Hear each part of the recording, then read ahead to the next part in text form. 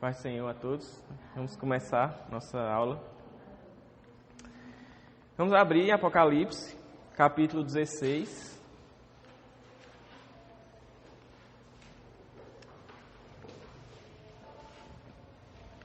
Que hoje a gente vai começar a falar sobre as taças da ira de Deus. Aí, antes da gente entrar no capítulo 16, da gente ler e começar a comentar, eu queria trazer para vocês uma coisa que eu vi. Eu estava assistindo um vídeo de Luiz Saião, o pastor lá, Luiz Saião, e ele estava dando uma aula sobre Apocalipse. Apocalipse é uma coisa que a gente está estudando. E aí ele apresentou uma imagem, tipo um gráfico, um negócio que mostra bem como é o panorama de Apocalipse, vamos dizer assim, né? Aí eu tirei print da tela, por isso que ele está aqui, ó. Tá olhando. Cuidado para não falar nada errado, hein? Tá bom. Então, o que é que essa imagem explica, né? Basicamente ele vai dizer que Apocalipse, de forma geral, ele tem muito a ver com o número 7. Ele vai dizer que tem 7 setes em Apocalipse. Aí são as 7 igrejas, que a gente viu no capítulo 2 e 3. Um pouco do capítulo 1, 2 e 3. Aí tem os 7 selos, as 7 trombetas, as 7 personagens que aparecem, né? As 7 taças, que a gente vai entrar agora. Aí os 7 juízos e as 7 coisas novas, que aí é mais para o fim, né? Então é baseado nesse número 7, que a gente já entendeu que em literatura apocalíptica, o número 7 tem a ver com algo perfeito, né? Algo pleno, algo completo, satisfeito. Então, mostra, né, a beleza desse livro. E a beleza da revelação que Deus deu a João, né? E além disso, também mostra o caráter, como a gente sempre fala, cíclico do livro de Apocalipse, né? Porque, ele começa aqui, né, com a abertura, capítulo 1, João se apresentando e falando... Eu estava lá no dia do Senhor, né, que era o domingo, como a gente viu, tal, e veio uma visão, ele fala que viu um homem, tal, que a gente viu que era Jesus, né, e tal. Então tem a abertura, e aí ele começa a falar das 7 igrejas, aí vem assim, aí passa adiante, vai para os 7 selos, né, aí volta, Então você vê que tipo, ele vai adiante, ele vai prosseguindo, né, mas ao mesmo tempo fazendo um ciclo. É como se ele chegasse nas 7 igrejas e tal, falasse aqui, aí quando ele fosse nos 7 selos, ele revisita alguns assuntos das 7 igrejas, entendeu? Só que ele prossegue. Tipo, é uma revelação progressiva, né? Só que ao mesmo tempo cíclica. Tipo, ele não se repete no mesmo assunto. De certa forma tem uma sequência, né? Porque ele começa na visão que ele teve e ele termina com o fim final, né? As novas coisas, a Jerusalém Celestial, a novo céu, a nova terra e tudo mais. Então ele começa de um ponto e termina no outro, que é o fim. Só que ele sempre está revisitando assuntos que ele já falou, né? E por isso que é cíclico, por isso que é dessa forma. Deu para entender isso aqui? Então eu achei interessante isso, que fica melhor na nossa mente, para a gente entender mais ou menos como funciona o Apocalipse, né? Aí basicamente é isso. Aí hoje a gente vai entrar aqui nessa parte das 7 taças. Então vocês veem que está... 7 taças é aonde? É aqui no meio, né? Está aí misturado. Então a gente vai falar aqui das 7 taças, né? Vocês veem que está caminhando para o fim. Mas a gente tem muita coisa para falar. Por exemplo, a 6ª taça, praticamente, eu acho que a gente vai passar uma aula todinha só nela, né? Porque é um negócio muita coisa. Então, vamos lá, né? Vamos prosseguir. Então, isso aqui, né? Deu para entender, beleza? Qualquer dúvida é só falar. Então, vamos lá para o capítulo 16 de Apocalipse. Vou ler do versículo 1.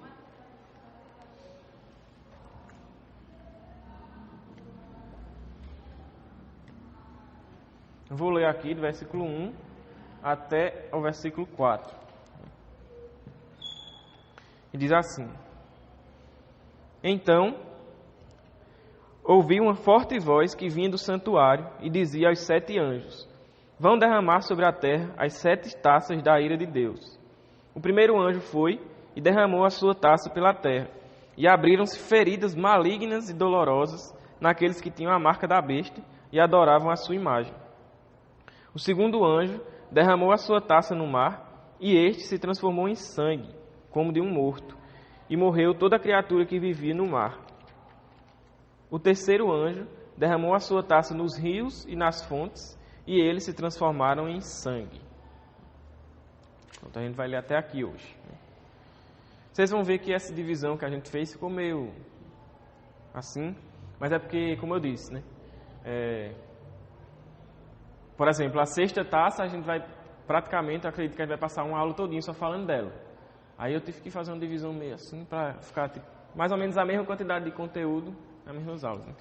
Para não ficar muita coisa numa aula só e tal, mas vai dar certo, vai dar certo.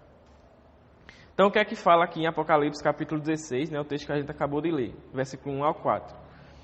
A gente terminou o capítulo 15, semana passada, e a gente viu que o capítulo 15 foi meio que uma introdução para o que viria agora no capítulo 16, que é o derramamento das taças. João ele vai dizer que ele vê um grande sinal no céu, que são 7 anjos com as 7 pragas, e aí tem todo aquele desenrolar lá, a igreja está cantando, adorando a Deus. Depois ele vê que do trono, né, é dado do trono, do templo, né, da parte de Deus, é dado a esses anjos as taças da ira de Deus, como a gente viu semana passada. E essas taças é para ser derramadas sobre a terra. E a gente viu toda essa questão. Então, é uma preparação para o que vai acontecer agora, que é o que ele vai falar agora no capítulo 16, né? Antes de ele derramar as taças, ele faz uma introduçãozinha. E aí, a partir do versículo 1 do capítulo 16, vai começar esse derramamento das taças. Aí ele fala no versículo 1, capítulo 16, que ele ouviu uma forte voz que vinha do santuário, ou do templo. Então, ele ouviu um som forte, né, saindo do templo. Ele não diz quem é esse som, de quem é essa voz. O João não diz, mas a gente entende que é de Deus. Essa voz é de Deus. Primeiro porque ele enfatiza que sai de dentro do templo, então provavelmente ele está indicando que essa voz vem da parte de Deus, né? E também porque existe uma referência que a gente pode fazer com o texto de Isaías, capítulo 66, versículo 6. Não tenha medo, isso aqui, tá? Não é a marca da besta, é um versículo. Então, por favor, Jonas, abra aí. Isaías, capítulo 66, a partir do só o versículo 6, na verdade.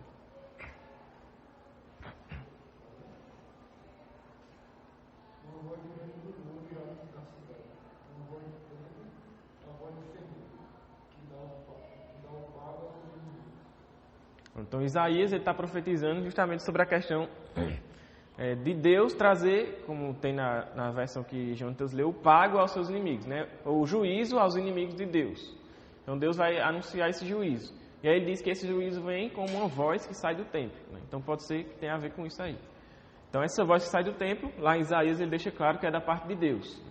Então, aqui a gente pode entender que essa voz que sai do templo e ordena para que os anjos vão derramar essas taças, né, é também de Deus, é da parte de Deus, né? Então é Deus quem está ordenando isso.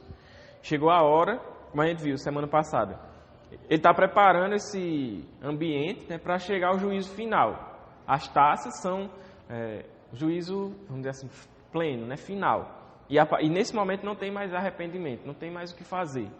Quem creu, creu, quem não creu, vai sofrer, né, as taças aí. Então, Deus anuncia o juízo final, a chegada do juízo pleno.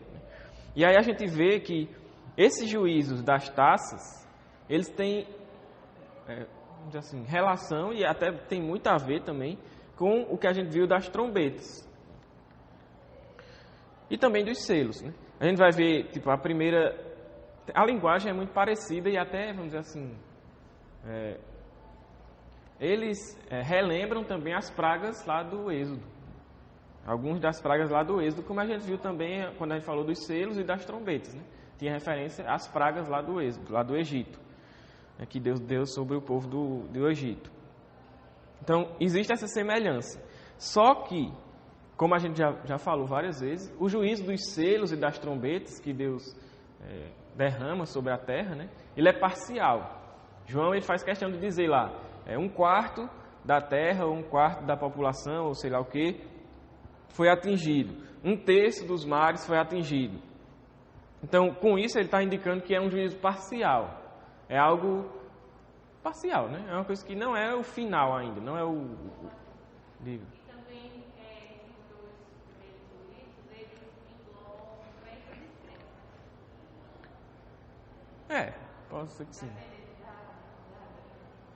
Depende da linha do, né? Porque, tipo, o juízo das... Porque assim, aqui nessa parte do flagelo, aí ele fala assim, aqueles que tinham a marca da besta, né? Ou seja, aí seria só para realmente os ímpios. Sim, aqui. Só que nos outros, e tipo, a gente de certa forma sabe que esse juízo também, tipo assim, que os crentes vão passar pela essa parte assim, do juízo. Até o próprio Jesus não fala, É como ele fala. Os selos e as trombetas, alguns deles não são diretamente aos homens, mas alguns deles são, por exemplo, para a natureza, por exemplo, como a gente viu, né? Vai cair um monte em chamas no mar e ele vai se tornar em absinto, em sangue, né? As águas vão se tornar em veneno e tudo mais. Tudo aquilo que a gente viu. A vegetação, 1/3 da vegetação vai ser destruída. Então, de certa forma, indiretamente, isso também afeta os crentes. Quando por exemplo, aqui no caso das taças, como se falou, ele deixa claro que é só para os que adoraram a besta, só os descrentes. Os crentes não vão passar por esse juízo aqui. Mas provavelmente dos selos e das trombetas, como é algo mais geral e atinge a natureza, vamos dizer assim, a criação, e como os crentes estão inseridos na criação, pode ser que isso atinja eles também, né? e também, por exemplo, aqueles que a fome, a peste também. Aí é possível também, né? Sim. O crente não fica doente. Não sei. Mas eu estou dizendo assim, é porque existem pessoas que negam que os crentes vão passar por essa... É porque isso aqui não é a grande tribulação ainda, entendeu? O dos selos e das trombetas. Então os crentes podem passar por isso, entendeu? Deu para entender? Entendeu? É só... É aqui que a gente viu. Os selos e as trombetas, eles são anúncios do juiz de Deus, da agência de Deus sobre a terra, julgando os pecadores para que as pessoas se arrependam. As taças não é para arrependimento, é para castigo. Aí, tipo, é realmente para quem não é crente, né? Essas taças. Mas deu para entender isso aí, todo mundo? Ficou claro? Alguma dúvida? Você pode perguntar, como eu falei semana passada. Beleza? Então, é isso, né? Os selos e as trombetas têm relação com as taças, mas é uma relação, assim, justamente fazendo essa diferenciação, que eles são parciais, visando o arrependimento dos crentes, dos descrentes, né? E as taças é para castigo. Então, é juízo, é castigo, não tem mais o que fazer. É só peia. E aí a gente vê uma semelhança muito grande, tipo, com as 4 primeiras taças, com com as 4 primeiras trombetas. A gente vai ver, quando a gente for estudar as taças, a gente vai ver que é muito semelhante às 4 primeiras trombetas. E além disso, tem uma frase interessante que eu estava lendo lá de Hernandes Dias Lopes, que ele fala o seguinte, né? Eu achei muito interessante isso aqui. Ele diz assim, abre aspas: quem se recusa a ser admoestado pelas trombetas do juízo é destruído pelas taças da ira. Então, Deus, ele anuncia... E é uma coisa interessante porque Deus, ele sempre que ele vai dar o castigo, por exemplo, ele vai castigar alguém, trazer o juízo, ele anuncia isso, ele avisa antes. Foi o caso, por exemplo, de Noé, no dilúvio. Foi o caso de Sodoma e Gomorra, então, do povo de Israel. Então, Deus, ele anuncia isso.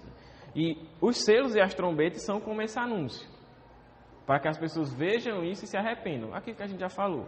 Aí Hernandes Dias Lopes vai dizer, aqueles que não se arrependem, que se recusam a ser corrigidos e admoestados pelas trombetas e pelos selos, né, pelo juízo parcial, eles vão ser castigados quando vier as taças da ira de Deus. Né? Então, não vai ter para onde correr. E aí, as 4 primeiras trombetas, elas são... As 4 primeiras taças têm muita semelhança com as 4 primeiras trombetas, a gente vai ver. E as 3 últimas taças...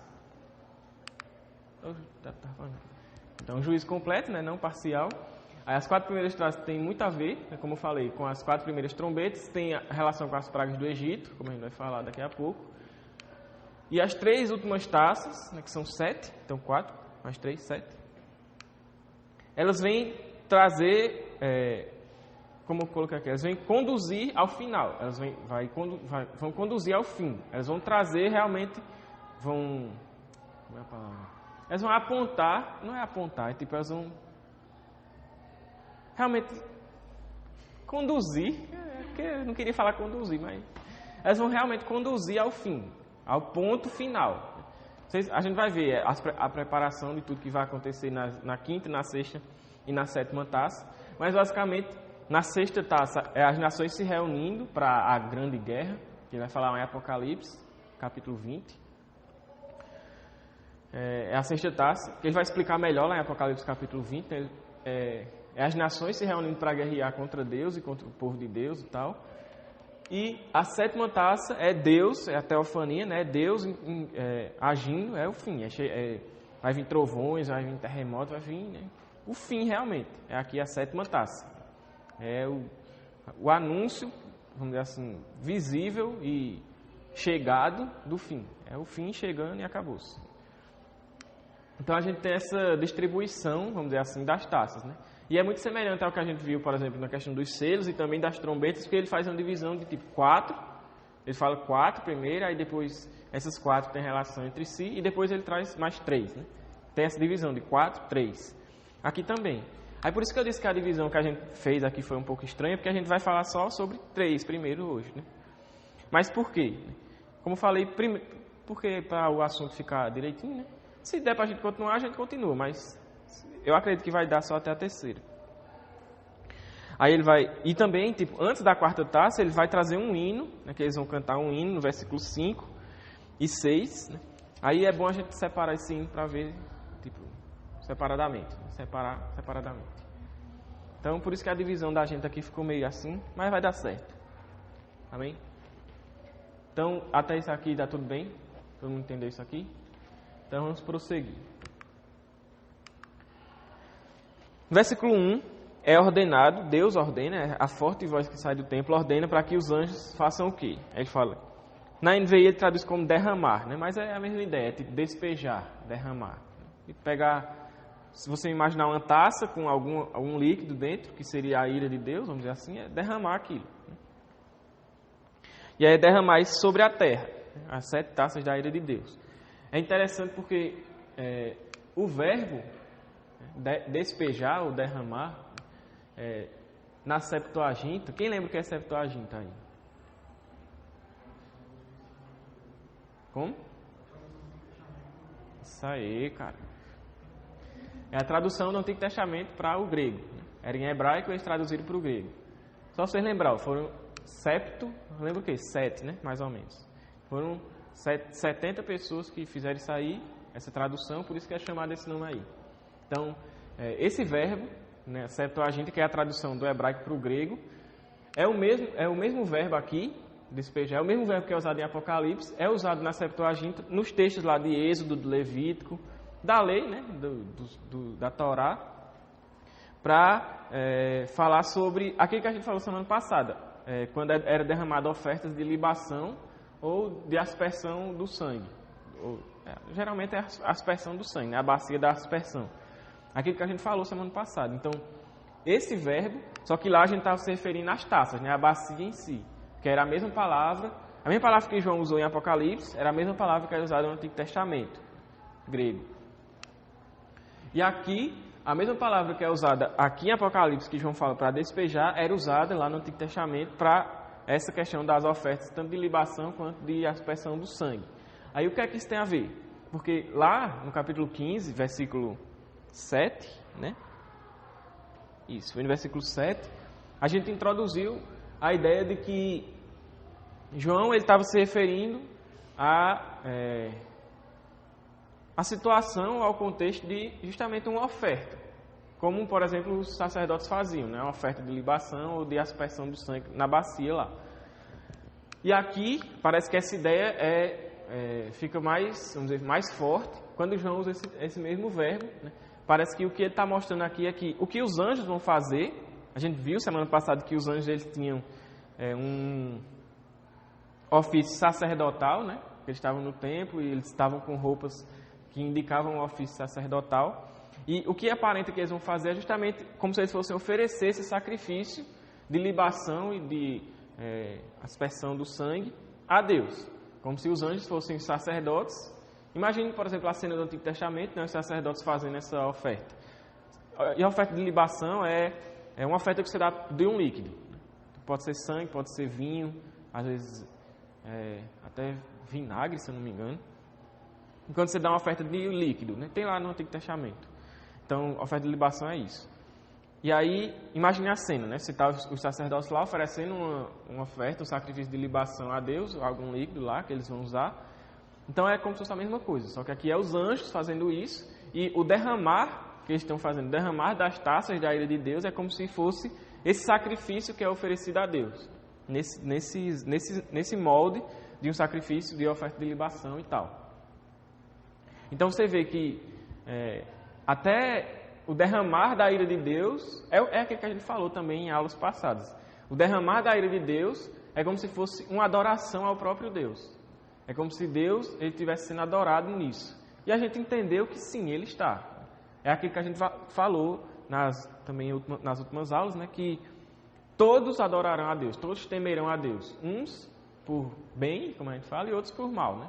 Uns por terem sido salvos e estarem lá adorando a Deus nos céus, cantando a Ele, e outros por reconhecerem que realmente há um Deus que julga e que é santo e que é justo e que eles realmente são merecedores do castigo e vão sofrer o castigo, né? Então, de toda forma, Deus será adorado nessa situação. Então, é isso que essa imagem dos anjos oferecendo esse sacrifício a Deus, no derramar das taças da ira, vem trazer, né? Como se fossem ofertas de sacrifício a Deus. Uma adoração a Deus. Beleza aí?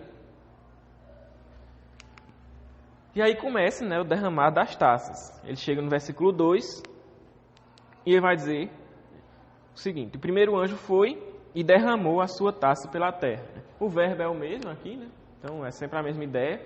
Em todos os versículos que ele vai falar de ter derramado a taça é o mesmo verbo.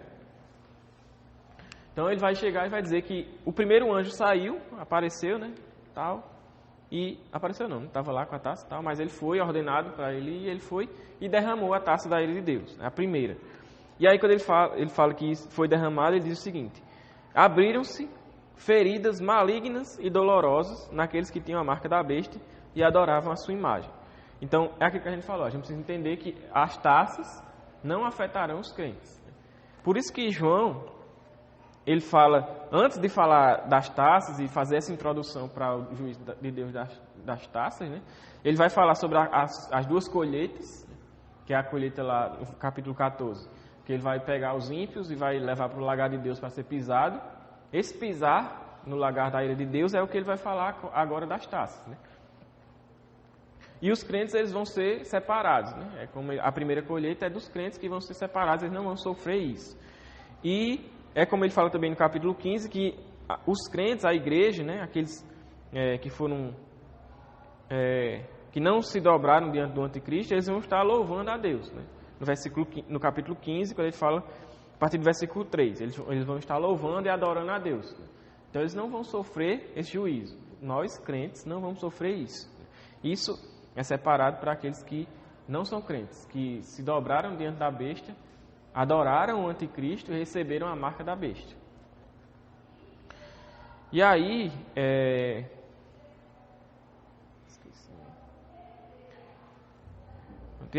isso, né? É separado para os descrentes. Ele fala uma coisa, mas esqueci. Para variar, né? E aí, essas feridas, sim, lembrei, é semelhante ao que aconteceu, por exemplo, lá no Egito, em Êxodo, né? Quando Deus trouxe, né, as 10 pragas, os que foram atingidos foram o povo do Egito, os que oprimiam o povo de Deus. O povo de Deus não foi alvo das pragas. Tanto que na última praga, na praga da morte dos primogênitos, é a última, né? O povo de Deus é ordenado a fazer a marca lá nos umbrais das portas e tal, nas portas, para que o anjo da morte, quando passasse, não entrasse naquela casa. Então o povo de Deus não foi alvo daquelas pragas. É semelhante ao que acontece aqui. E até no vídeo que eu estava vendo de Luiz Saião, ele também fala isso, né? Essa questão da relação que Apocalipse tem com o Êxodo. Que é aquilo que a gente também falou aqui em sala de aula, né? Que é como se aqui em Apocalipse João estivesse falando do Êxodo final.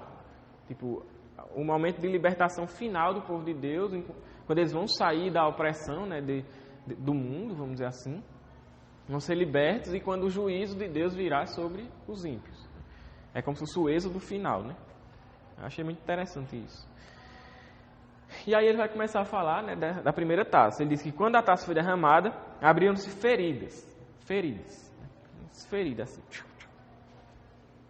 E aí ele vai dizer que essas feridas, né, fazem referência à sexta praga, né? Êxodo, capítulo 9, versículo 9 a 11. Tu pode ler, por favor, Esther? Êxodo 9, do 9 a 11.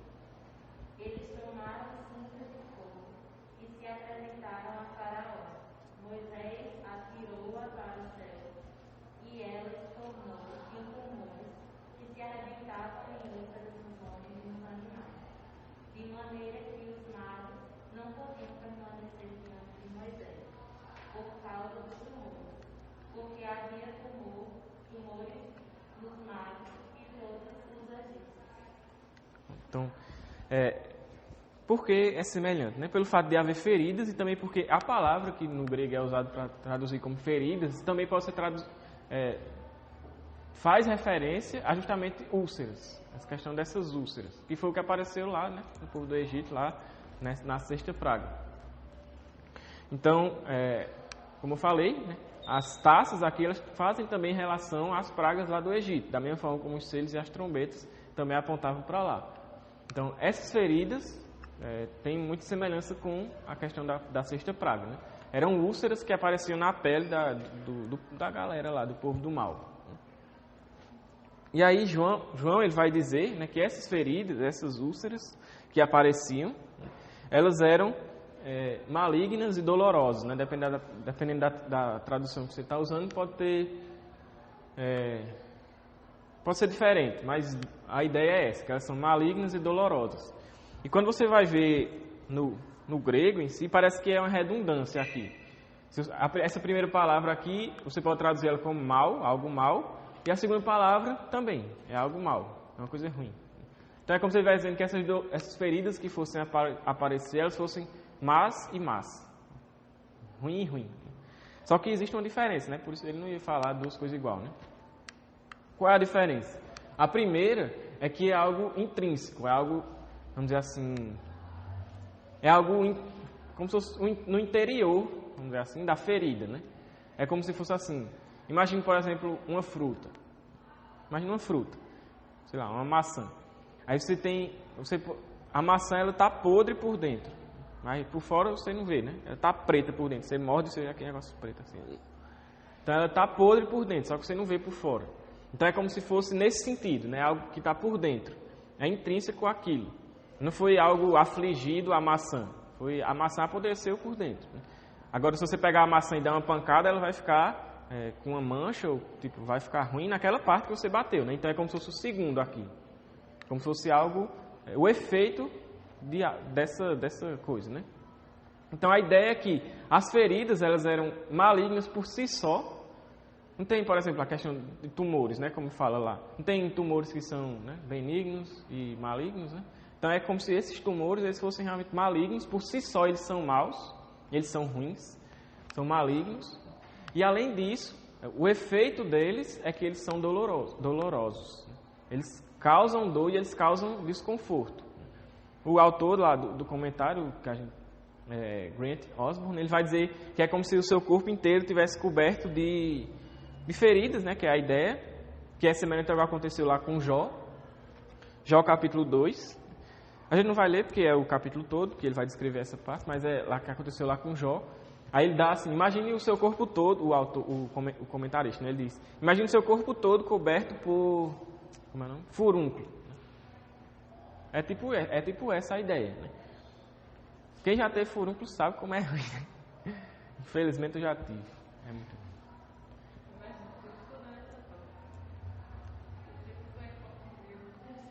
ruim. Não, mas é só olhar, tem alguma coisa aqui? Não, então tá bom.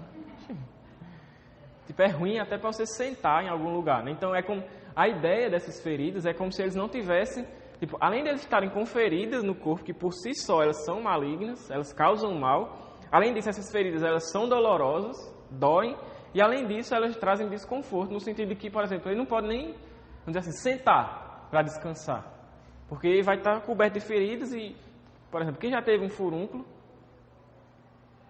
em locais que, quando você senta, é ruim, né? Então você sabe que você não consegue nem sentar direito, né? Então é tipo isso. Ele vai trazer esse desconforto no sentido de que ele não vai poder descansar, encostar em algum lugar, sentar. Então tipo, ele vai realmente sentir esse desconforto, né? Poderia ter que encostar o tempo todo, mas desde o começo falou sentar, então você já entendeu que foi sofrer. Meu amigo, é luta. Então, essa semelhante ao que aconteceu, por exemplo, com Jó, né? Lá no capítulo 2, quando Satanás pede para tocar em Jó, Deus permite, permissão de Deus, e aí ele vai, toca e aparecem feridas e úlceras no seu corpo todo e tal, e aí pronto. Ele começa a ser rejeitado e etc. E assim a história de Jó prossegue, né? Então, é isso, né? Os homens, aqueles que se dobraram diante da besta, do anticristo, adoraram o anticristo, os descrentes, eles vão, a primeira taça é a primeira taça, primeira. Seu corpo vai ser coberto de feridas malignas e dolorosas, né? Feridas que por si só são ruins, e além disso trazem dor e desconforto, né? Essa é a primeira das taças, o primeiro dos juízos. Então os homens vão sofrer isso, né? Os descrentes. Aí, isso nos mostra, quando a gente vê, por exemplo, a gravidade disso, né, a gravidade desse juízo, isso mostra o quão Deus, ele, como é que fala? Ele é inimigo do pecado, o quanto ele odeia o pecado, o quanto ele detesta o pecado e aqueles que não se arrependem. Porque isso aqui é a primeira das taças. Além disso, vai ter ainda mais 7. Vai ter mais 6 taças ainda serem derramadas, né? Isso é só a primeira. E a primeira já é tudo esse, né? Você imagina a situação, você vê uma coisa realmente muito drástica, né? Muito ruim. Né? Isso vai mostrar, além de tudo, né? Além de mostrar o juízo, a justiça, a ira de Deus, vai mostrar o quanto Deus é santo e detesta o pecado. Então não é como se a gente pudesse relevar um pecado ou considerar algo um pecadinho e tal, sem problema. Né? Deus, ele detesta o pecado. E ele tem juízo, ele é justo, ele tem juízo para trazer sobre o pecado. Né? E aqui está começando, né? O juízo final de Deus. E aí a gente vai para o versículo 3, quando ele vai falar da segunda taça.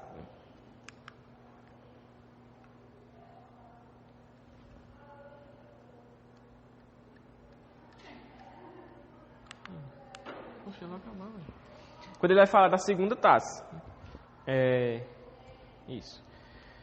E aí ele fala no versículo 3, né? Que o segundo anjo, o primeiro anjo fez tudo aquilo lá, derramou a primeira taça, aí agora foi o segundo anjo. Né?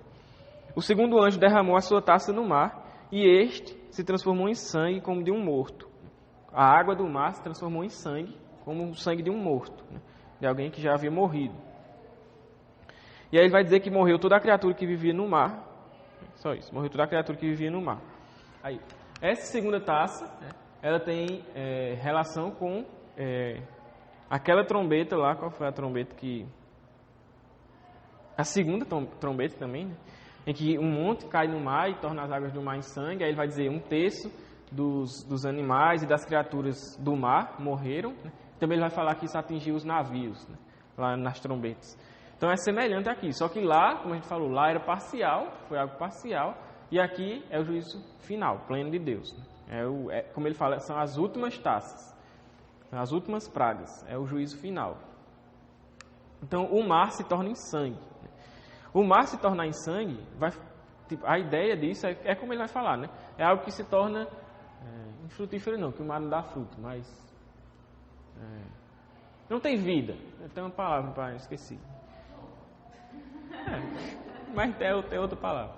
Mas tipo, o mar, vamos dizer, se torna morto, né? Não tem vida ali dentro. Né? Não é possível ter vida.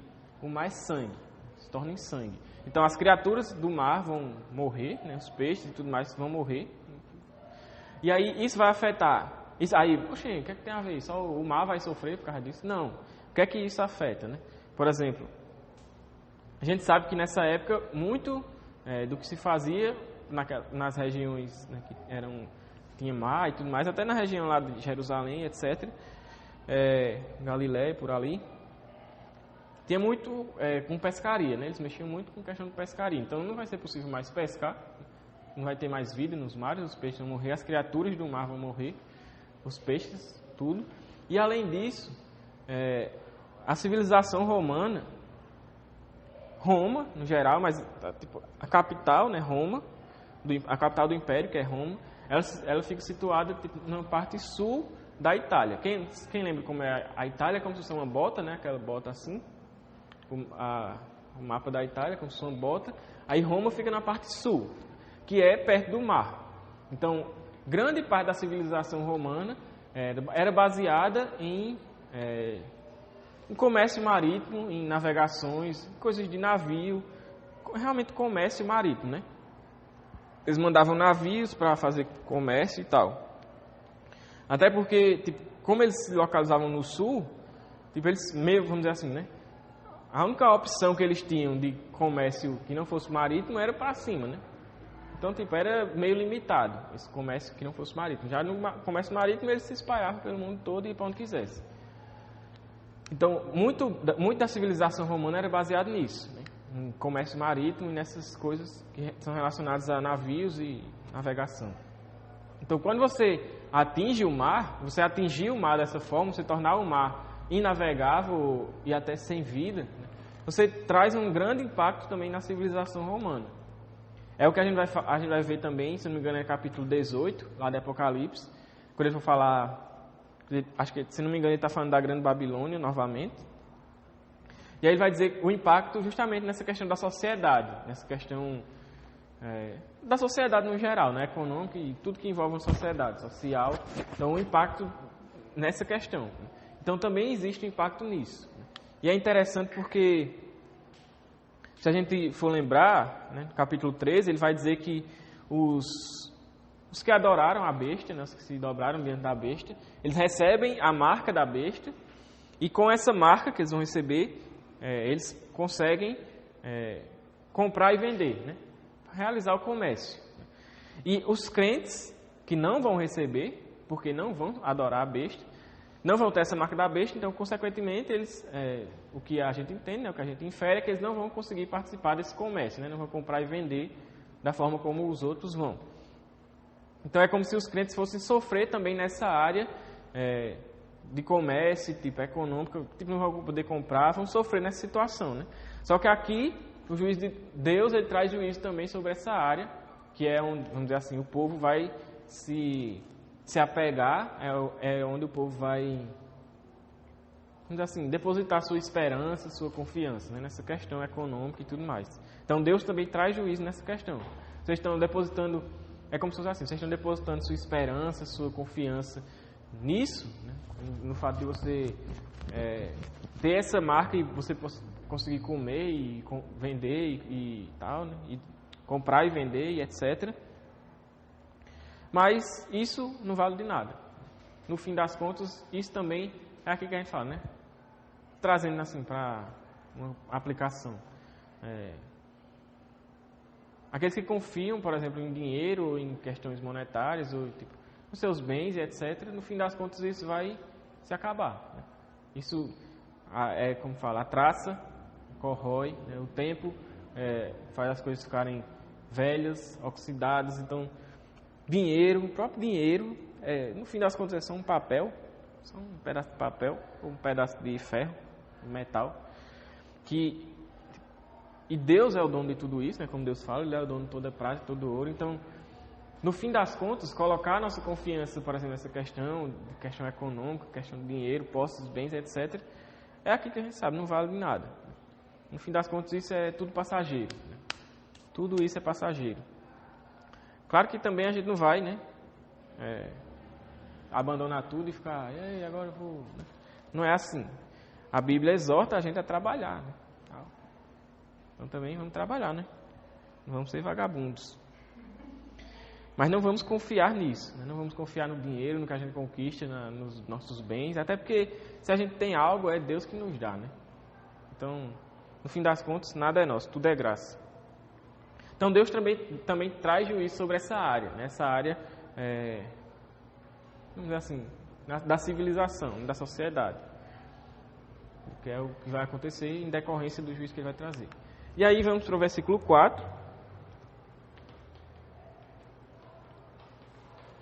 Quando ele vai falar que o terceiro anjo, versículo 4, né? O terceiro anjo derramou a sua taça nos rios e nas fontes, e eles se transformaram em sangue. Então é muito semelhante ao que acontece também na terceira trombeta, o que aconteceu lá na terceira trombeta. Por exemplo, na segunda trombeta o mar é atacado, né? E as criaturas marítimas morrem. Aí na terceira trombeta o juízo vem sobre os lagos, os rios e as fontes, as nascentes das águas. Então é a mesma coisa. Aqui o mar se torna em sangue, e aqui são os rios e as nascentes que são tornados também em sangue. Né? Então a ideia é basicamente a mesma da segunda taça. É o juízo de Deus sobre os rios e as nascentes, né? Então é como se não fosse ter nenhuma fonte de água, vamos dizer assim. Todas as criaturas marítimas e também aqui dos rios e tal vão morrer, e vai acontecer esse impacto na civilização, da mesma forma como aconteceu aqui na segunda taça. Então essa é a terceira taça, e como a gente consegue ver, né? Você vê que essas taças, elas não tem uma preparação para essas taças virem. Tipo assim, como assim? A gente viu que o capítulo 15 é como se fosse essa introdução, mas a partir do momento que derrama a primeira taça, é uma atrás da outra. Como é que fala? É um negócio que puxa o outro. Tem uma expressão que fala, uma coisa puxa a outra, né? Como? Porque não era essa ideia sucessiva, mas é uma expressão que o povo fala. Não sei o que, puxa o outro. Agora esqueci. Um abismo puxa o outro. Essa ideia, lembrei. Um abismo leva a outro, né? Puxa o outro. Então, uma taça já vem logo seguida da outra. Não tem assim, teve a primeira taça, agora relaxa aí um pouquinho que está vindo a segunda. Não. Vem a primeira taça, aí ele já fala no versículo 3. E aí o anjo chegou e derramou a outra taça. Aí já fala no versículo 4. O terceiro anjo foi e derramou a outra taça. Então, João está vendo isso acontecer de forma sucessiva e sem interrupção. Então, Deus ele não vai dar descanso. É o que a gente leu também nos capítulos anteriores. Né? Aqueles que vão sofrer o pisar de Deus, né, no lagar da ira de Deus, não tem descanso para eles. Não tem descanso. Eles vão sofrer o juízo de Deus sem descanso. Como Hernandes Dias Lopes, a Bíblia fala, né, mas Hernandes Dias Lopes também cita, como a gente falou,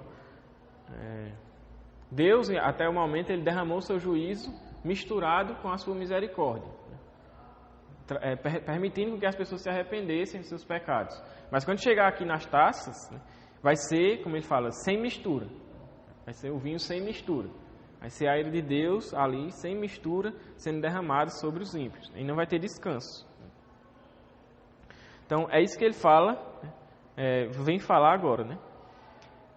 E aí, vamos continuar, né?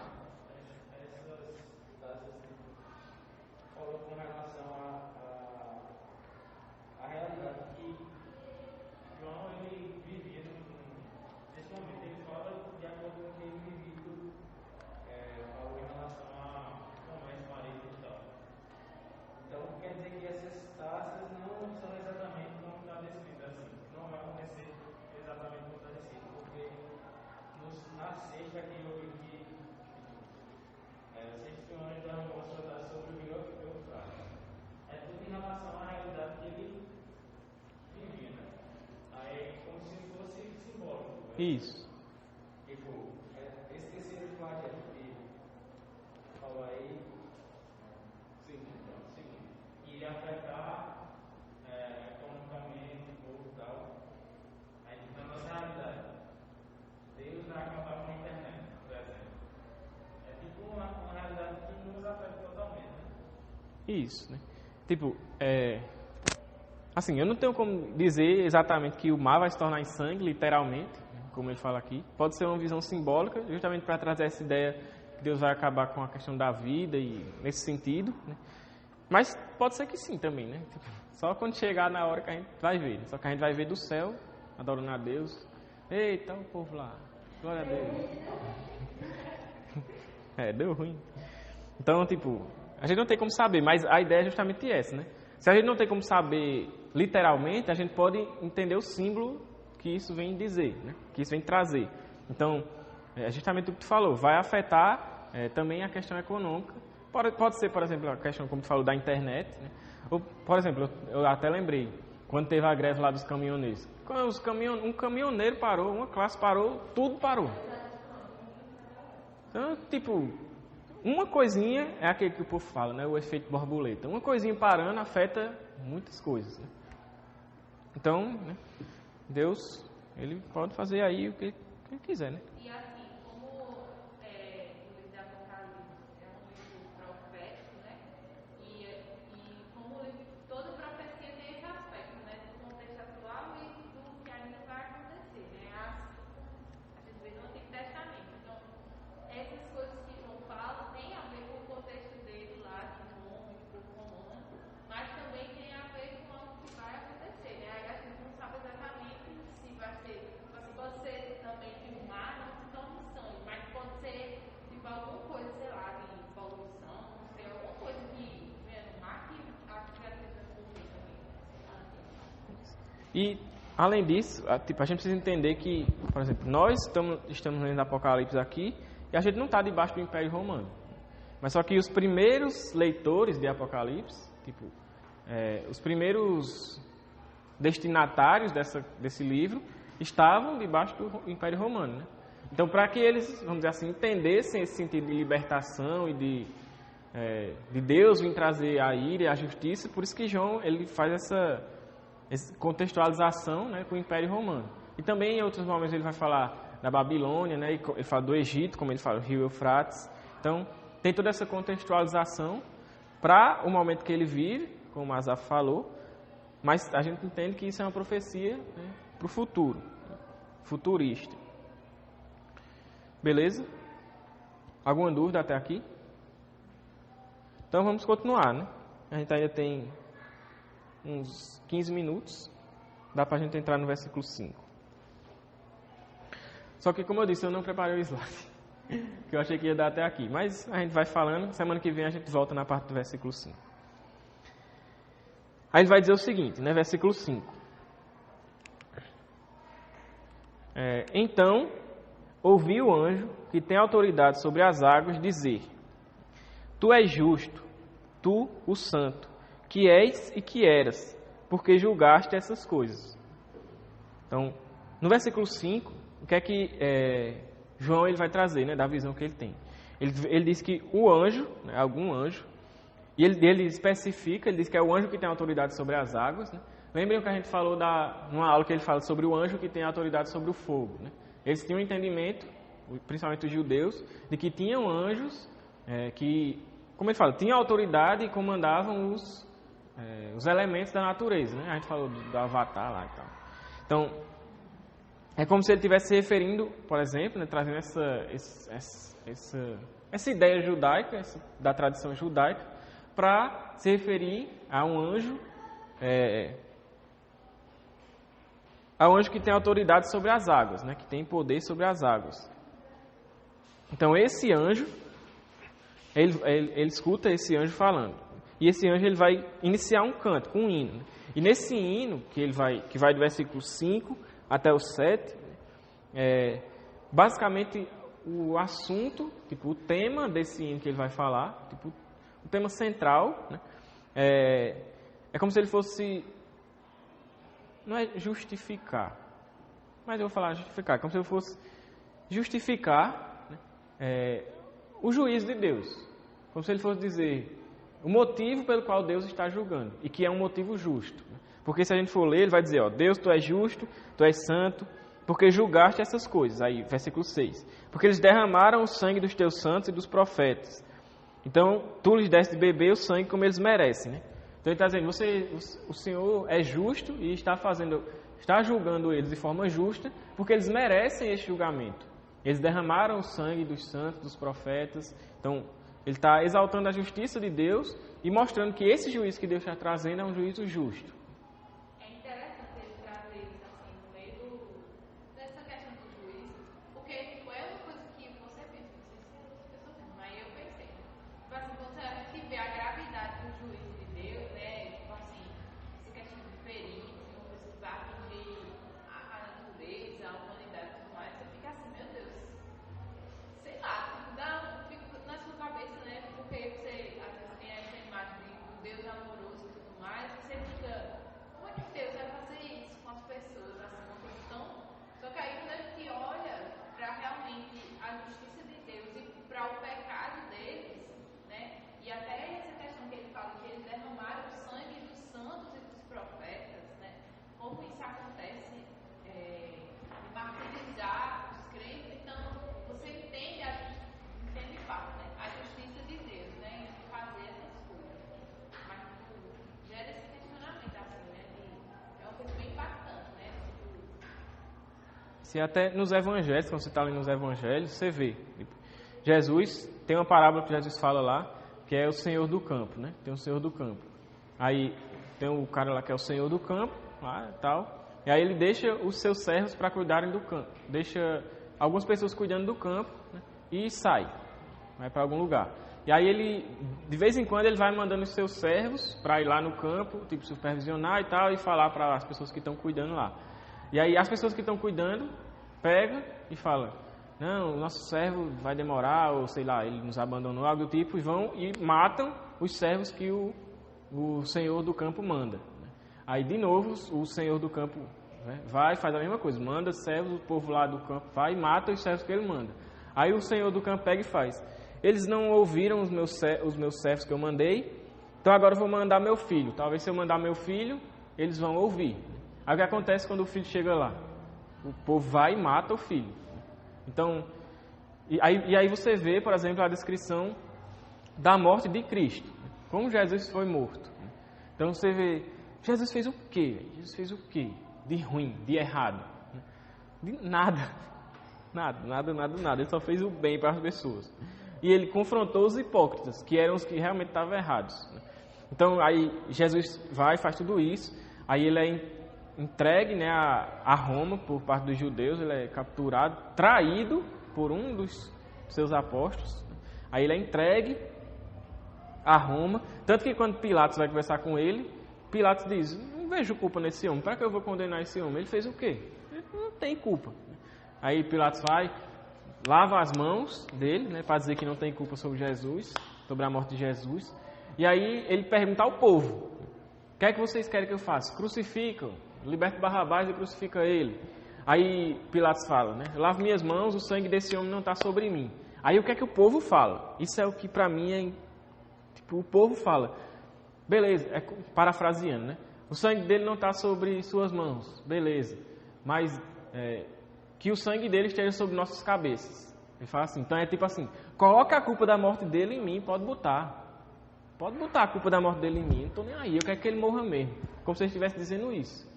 E meu amigo, velho, Como é que o Filho de Deus, ele é enviado ao mundo para anunciar o reino de Deus, para fazer milagres, para fazer coisas boas, e Jesus fez coisas boas. O tanto de gente que ele curou, a gente vê na Bíblia, o tanto de gente que ele curou, tem alguns específicos, né, que ele vai dizer, por exemplo, o endemoniado de tal lugar, o cego de tal lugar. Só que entre essas passagens tem lá dizendo assim, por exemplo, e Jesus ficava na porta da sua casa e muitas pessoas chegavam até ele e eram curadas. Muitas pessoas chegavam até ele e eram curadas. E outras pessoas iam até ele, tocavam nas vestes e eram curadas. Então, o tanto de gente que Jesus curou, o tanto de coisa boa que ele fez e o que ele veio ensinar, o que ele veio trazer, e as pessoas tratarem ele dessa forma. Então, não faz sentido algum, velho. Não tem como você não dizer que as pessoas não merecem isso. Todos merecem isso. É o que Paulo fala. Todos se desviaram, todos são filhos da ira de Deus, né? Todos nós éramos filhos da ira de Deus. Todos merecem o juízo. Não existe ninguém, não existe um justo sequer. Não há quem busque a Deus. Então, todos merecem isso. Inclusive, nós somos merecedores disso. Só que pela graça de Deus, é aí que vem a graça, né? A maravilhosa graça. Pela graça de Deus, Ele nos alcançou e nos livrou disso. Porque nós somos bons? Não. Ninguém merece. É graça. Deus olhou para nós, nos amou e quis nos salvar. Muitas vezes eu já me peguei perguntando a Deus em oração, por que o Senhor me salvou? Por quê? O que tem em mim para nada? Tipo assim, se eu fosse olhar num panorama em relação ao mundo, né, uma visão humana, vamos dizer assim, eu não sou a melhor pessoa. Eu não sou, o melhor... Não sou o melhor das coisas que tem para ser, né? Tipo, eu não sou o melhor estudante, eu não sou o melhor profissional, eu não sou o melhor... Nada. Sou uma pessoa. Mas por quê? Se fosse assim, né, de uma visão mundana, tem tanta gente melhor que eu, por que eu? Mas é graça de Deus. E Ele resolveu me alcançar e alcançar todos nós e nos salvar. Por quê? Porque Ele quis, pelo seu amor, pela sua graça. Então, o que é que a gente pode fazer diante disso, se não for, aqui que a gente falou também na aula passada, né? Se não for entregar nossa vida a Ele, ser grato a Ele, realmente ter uma vida de gratidão a Deus pelo que Ele fez por nós. Né? Ter uma vida de adoração a Deus, consagração a Ele por isso. Né? Não tem nada para fazer além disso. Então, é isso. Isso é o Evangelho, isso é a graça de Deus. Aí vamos continuar, né? Aí no versículo 5, ele vai falar sobre isso. Aí, uma coisa que eu esqueci, antes de ir para o versículo 5, foi essa referência aqui do Salmo, que eu olhei agora. Essa referência do Salmo 78, versículo 44. Abra aí, por favor, para ser mais rapidinho.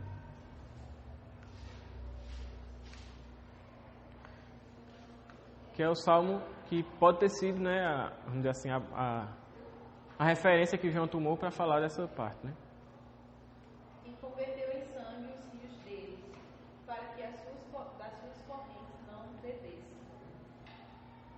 Então o salmista ele fala, né, que Deus ele converteu em sangue os rios deles.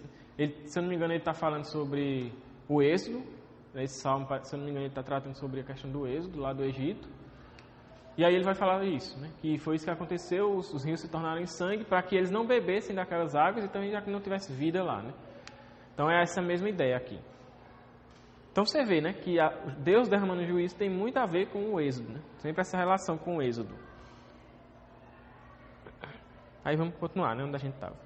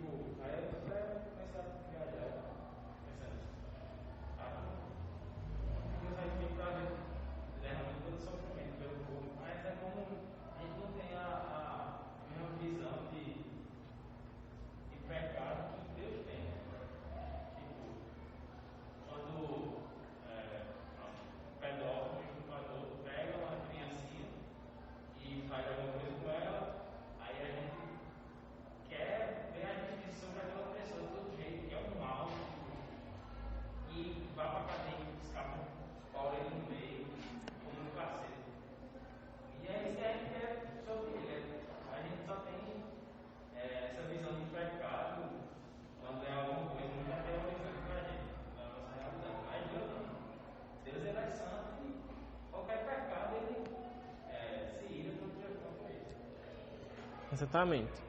E tipo assim, a gente tem uma noção, como tu falou, né? A gente tem uma noção de justiça e até de santidade, só que são limitados, né? E mesmo assim a gente ainda se ira contra, como tu falou, contra um ato ruim, algo desse tipo. Imagine Deus, que é plenamente justo e plenamente santo, como ele lida com o pecado. O pecado é tudo que é contrário a Deus. Então, tipo, como tu falou, a gente...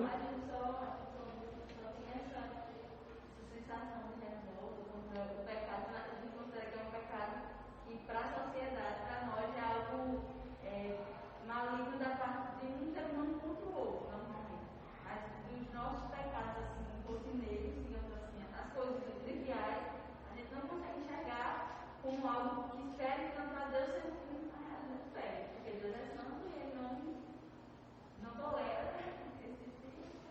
Exatamente. Então, tipo, e assim, a Bíblia fala que Deus ele não tem prazer na morte do ímpio, né? Tipo, não é como se, sei lá, Deus fosse, como é que fala? É masoquista? Não é masoquista não, é tipo que sente prazer em ver alguém morrendo ou sofrendo, né? Mas, tipo, é como aquilo é a justiça devida pelo pecado daquela pessoa. Então, tipo, isso tem que ser feito. O próprio Deus, tipo, Deus não vai se contradizer, né? Ele mesmo falou que o salário do pecado é a morte. O pecado tem uma consequência, tem um... Se você cometer, você não vai ficar impune. Como a gente vê, né, na sociedade, é porque a gente vive numa sociedade, né, que... No caso, diz assim, que é como se o desejo de Deus não fosse algo pessoal com a pessoa, assim, de que ele errou, mas ele quer que a justiça dele seja falada. Exatamente. E, tipo, isso tem que ser feito, porque ele falou. E, tipo, não é, por exemplo, eu vou dizer aqui, olhe, quem não prestar atenção na aula vai ter um gabinete com o pastor. Aí que eu chego semana que vem eu digo, não, deixa pra lá, eu não vou fazer isso não, deixa pra lá, não pode ficar aí de boa. Não é assim. Deus ele falou, se ele falou, você cometeu o pecado, vai morrer. Cometeu o pecado, tem uma consequência por esse pecado. Isso vai acontecer. Não tem... Deus ele não é homem para que minta, né, e nem filho do homem para que se arrependa. Então o que Deus falou é... Por quê? Porque ele é Deus e nós não. Acabou-se. Então o que Deus falou é... E, tipo, ele falou desde o começo que o pecado ele tem uma consequência, né, traz a morte. E é o que acontece, né? Aí os nossos pecados, que nós somos merecedores e que nós merecemos a morte, Cristo pagou por nós, né? Por isso que a obra de Cristo é o que nos salva. Mas isso vai acontecer. E é aquela coisa, é como se tem algumas pessoas, né, que podem até pensar, mas é como se, sei lá, Deus estivesse sendo injusto. Só que, pelo contrário, Deus está sendo justo. Porque é como ele fala nesse hino que a gente leu, né? Versículo 6, né? Eles são merecedores disso, eles merecem isso. Paulo ele diz, né?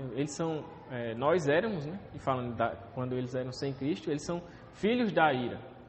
Ou seja, eles são merecedores da ira. A herança deles é a ira de Deus. Então, tipo... Isso é algo que Deus avisou, né? Desde o começo. Desde Adão, Deus falou. Não pega aquela fruta lá. Não vá com o fruto daquela árvore lá. Se você for, já sabe. Aí o cara fez o quê?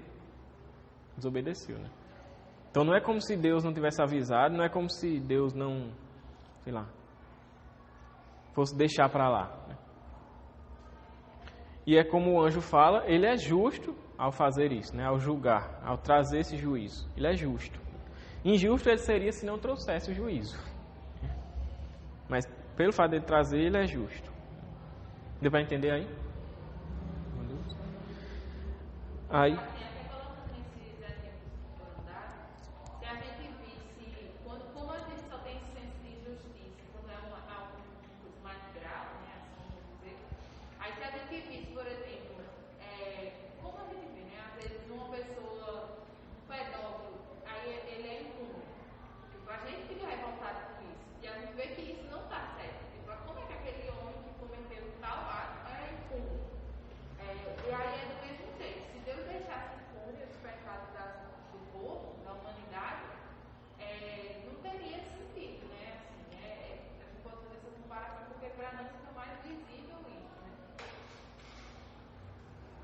Sim. E aí, nesse tempo que nos resta, vamos falar sobre o versículo 5, né? Começar a falar, né? Aí, como a gente viu, ele fala que o anjo que tem autoridade sobre as águas, ele vem e começa a trazer esse hino, né, esse canto, exaltando a justiça de Deus, como Azar falou, né? Uma adoração a Deus pelo fato dele ser justo. E aí ele fala que tu és justo, né? Quem? Deus, né? Ele diz o santo. E aí ele fala que és e que eras, né? É interessante porque a gente já viu isso, né, em outros textos. Não lembro qual capítulo, não sei se foi o 11 ou 12. Que ele fala justamente que és e que eras. Só que nos anteriores ele fala que és, que eras e que há de vir. Por que agora ele não fala mais o que há de vir? Porque Deus veio já, né? Cristo veio. Aqui Deus já está exercendo seu juízo, já chegou o que a gente chama do escatom, né? Que é o fim, né? O último momento, as últimas coisas. Deus já veio. Então ele não há de vir. Ele é e era. O que haveria de vir, veio já. Então, por isso que ele fala o que é e que era. E aí ele vai dizer que esse que é e que era, Deus, né, que é o santo e justo, ele é justo porque julgou essas coisas. Então, é aquilo que a gente falou. Deus, ele, por ter julgado o pecado dos ímpios, por ter julgado o mal e o pecado, né, ele é justo. Se ele não tivesse julgado, aí sim ele seria injusto.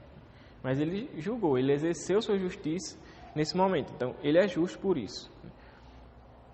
E aqui no versículo 5 é interessante porque João, ele faz questão de trazer esse título, né, em relação a Deus, em relação a Cristo, chamando ele de o Santo.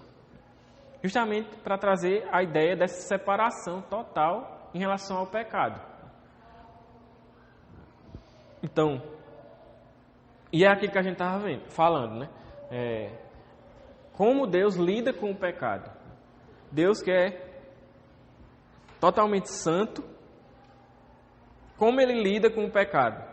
E, por exemplo, não afeta, vamos dizer assim, a sua justiça. Como ele lida, sendo santo, com o pecado sem afetar a sua justiça. Aí é o que ele fala, julgando estas coisas, trazendo juízo sobre essas coisas. Então, ele faz essa